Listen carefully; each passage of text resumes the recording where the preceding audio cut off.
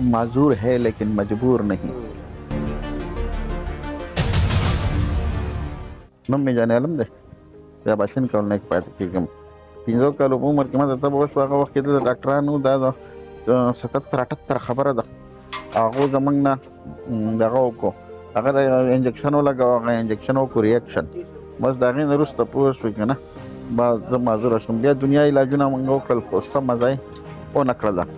نو بیا تقریبا 9مه پورې ما تعلیم کړی دی. بیا تعلیم چې کله ته د 4م نه 5م ته شوم نو ما ته تلل راتلل لږ مشکل شو. بیا زما پلار ولګېد، ما د یو چیر سایکل واغسته، چیر سایکل یې راله واغسته. د هغې نه وروسته بیا په هغې کې باندې زه تلم راتلم. نو هغه داسې و چې هر ټایم کې به روان و، دلته مصریان هم کم کوزو، زه به په هغې کې اړم. دا هنر چې کوم دی دا ما د هغې نه زده کړی دی او زما کم از کم 24 سال تجربه لرم په دې کې. زما 4 جنکۍ دي، یو پکې واده شوې ده، هغې الحمدلله ترجمې سره قرآن شریف ختم کړی دی. مدرسه کې وه، باقاعده فیس مې ورکړه.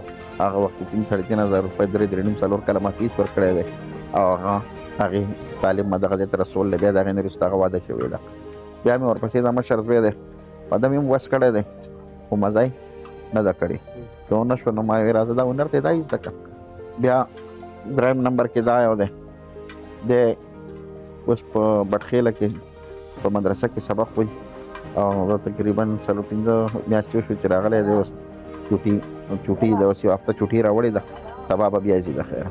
زه ما هر کار ما کړی دی او هر هنر زما زده دی، خو دا دې له ما مکمل پیشوا اختیار کړې ده.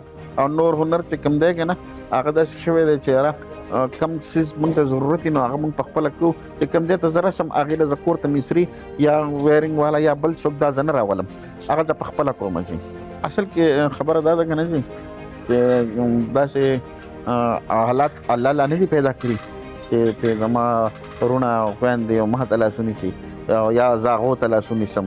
خو وخت په ضرورت باندې موږ یو بل مدد کوو، خو داسې نه ده چې مکمل طور باندې زه په هغو ډیپینډ یم. نه، الحمدلله زه خو داسې مسایل ما ته نشته چې په هغې باندې زه د شکوا وکړم د الله نه. خو بهرحال لږ ډېر داسې معاملې دا کم وزن زما دومره نه و چې کله زما دکان نه و، زما دومره وزن نه و، زه په اندرپی خطی کوزېدی شم، زه ګرځېدی شم، په دې لاسونو به ګرځېدم، پرو لاره وه ما به دې لاسونو وهله. خو چې کله ما دکان واچو نو دا وزن په خپله خود به خود پړوېدل شروع شو. ولې ناسته زیاته شوه، پوه شوې ټول کار د ناستې دی. او هغې سره چې کله زما د زوی منځ له راغی پوه شوې دا کار یې زما د لاس نه واغست نو بیا خصوصي زیات شو. ولې مخکې بیا هم د دې دکان کې هغه سله په خپله تلم، دې سله په خپله راتلم، څیز کېښودل دا ما په خپله کول. اوس هغه ټول چې دي ما ته دغه ځای کې موجود دي، هغه ټول کار دی کې پوه شې ما ته هر څیز دغلته مهیا کوي نو زه کار کوم.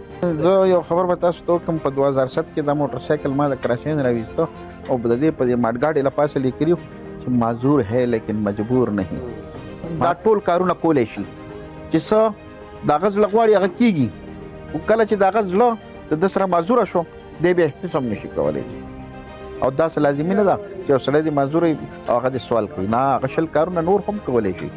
پالش کولی شي، په پټوارۍ باندې کتابونه خرڅولی شي، بل پینونه خرڅولی شي، څه قسم کار چې دی که نه هغه چلولی شي هر یو. چې څوک دې هم ځان مایوسه کوي نه، ولې مایوسي چې دا غټه ګناه ده. د الله په در کې هېڅ هم کم نشته. او څه وایي الله څه وایي هر انسان چې دی چې د خپل حالات په خپله د بدلولو کوشش ونه کړي، زه د حالات نه بدلوم.